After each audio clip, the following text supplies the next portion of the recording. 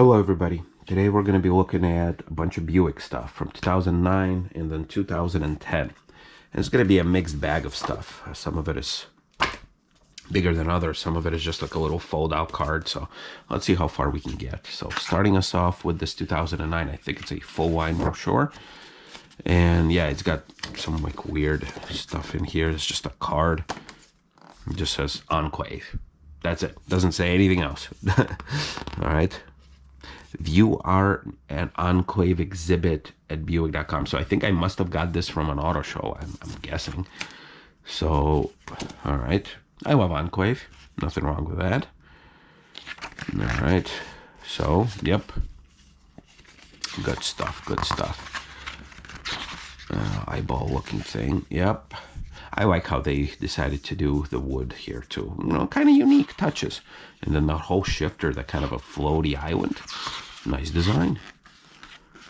All right, interior, nice. Yep. There you go. Ton of wood, ton of chrome, ton of plastic too. These buttons would be very famous for erasing themselves from your fingers, but you know. Nope. I don't know if nope. All right, so immediately it switches to a Lucerne.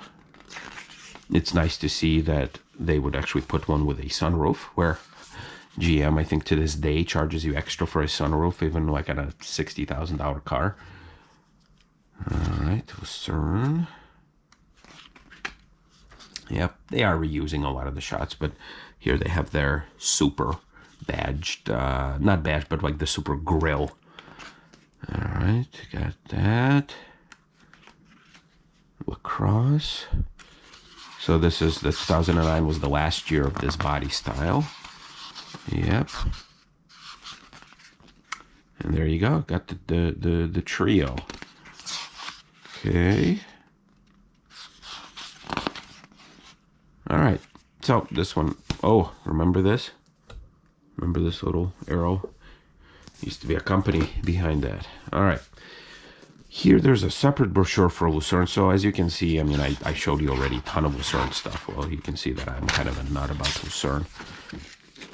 Modern luxury, craft of modern luxury. So, piece of paper.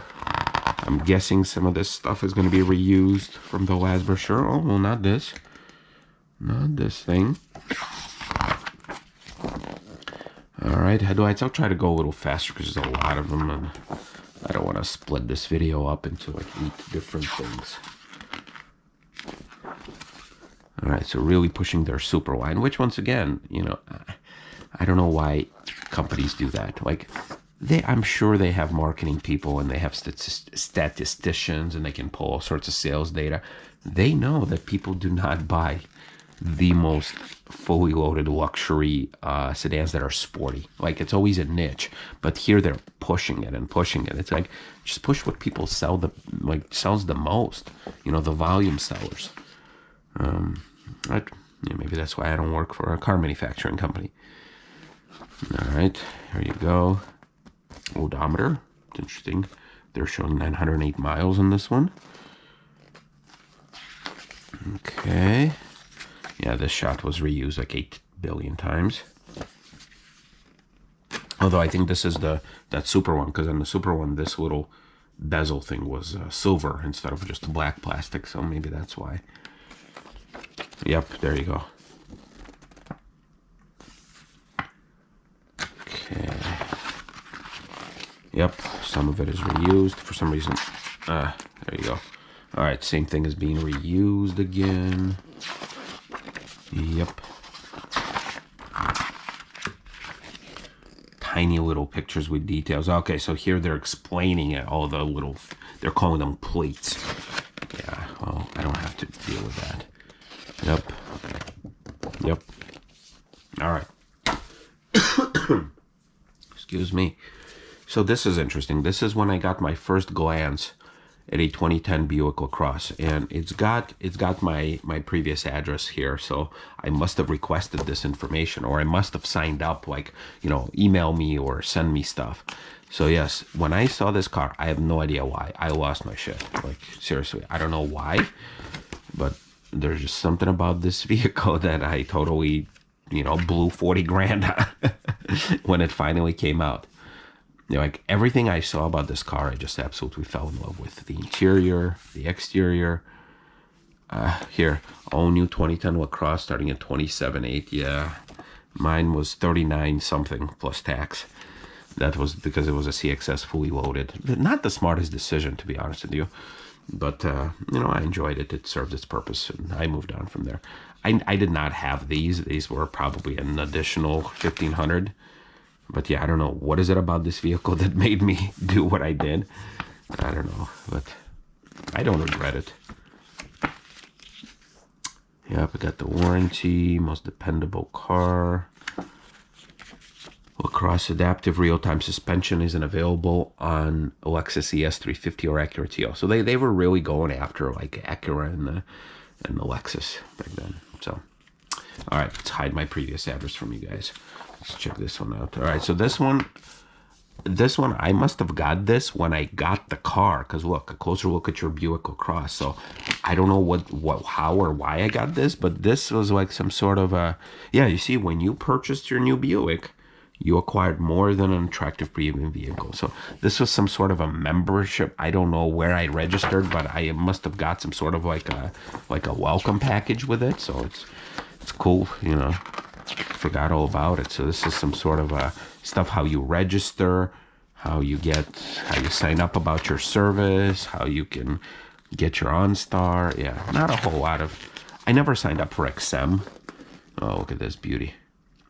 I did, I think, sign up for their service, like their website, where they would send me an email when like the oil was getting low or when tires need to be rotated. But look, they're talking about how you can press the menu button and do all that. So yeah, I must have got this when I got the car, or got this mailed, like almost like a little simple like how-to guide, like how to personalize your radio stations and stuff. Wow. All right, I'm not quite sure who these people are. Buick owners, like the vehicles they drive. So some sort of history. Yeah. So they're giving you like examples of other Buick families. I don't know why, if that's necessary. Different warranty stuff. Yep. Different accessories you can get. I did not have that, although that would be nice. So yeah, once again, don't know how or why, but must have got it when I bought it. This is a weird one too. I don't know how or why or when, but I got this Lucerne thing.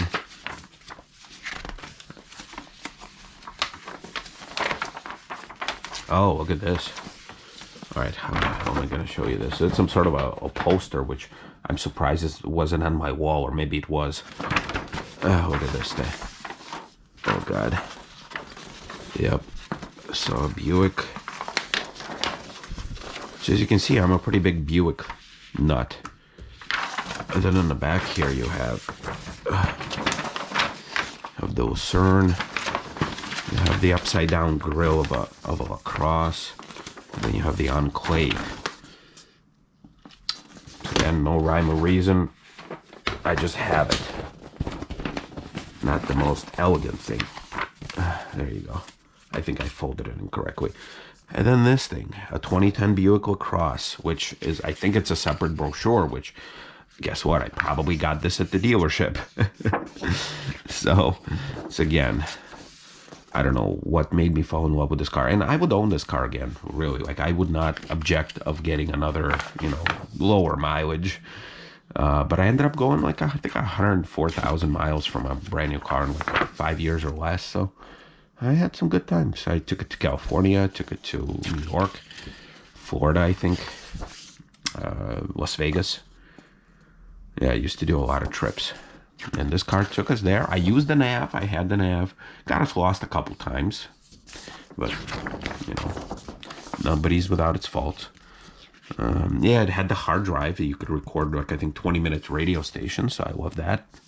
I love this switchblade key. One time I did have an issue where the remote wouldn't recognize the button, or vice versa.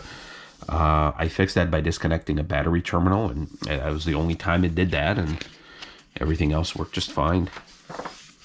Yep, I love the ambient lighting. Man, I'm having like deja vu right there. I hope my car is in good hands. You know, took it to a farm, to a nice family. Yep. Mine was a black on black, so which I'm guessing they didn't want to do because it would wash out. But yeah. Yep, there's the rear sunshade. See, I'm becoming a little, nostalgic, emotional. Yep, had the shifter from a CTS, which I liked. Had the rear sunshade. Yep, this is exactly the same. Heated, cooled seats, which I mentioned this before. Cooled seats didn't work. They work, but they did not cool you. Heads-up display. Yep, I had that. I did not have this, though. I did not have the blind spot warning. This must have been a late. Yeah, it says available starting fall of 2009. I bought it, I think, at the end of 2009, but mine did not have that, so this must have been either later introduced or something like that. Yep, I love these gauges too. They would do like a sweep when you self-test, whatever, when you started. Yeah. Yep. The little bolt tail design. Anyway, yep, enough of my nostalgia. Yep, got the CX, CXS. Now, in retrospect, what I should have probably waited a year or two and bought a nicely used one instead of dropping 40 friggin' grand on it. But, I mean, I paid it off and everything. But, yeah, in retrospect, I probably should not have done that. But that was my third new car, and that was the most expensive car I ever owned. Every other car after that has been cheaper and cheaper and cheaper. So I learned my lesson and had my fun. We'll see you, everybody.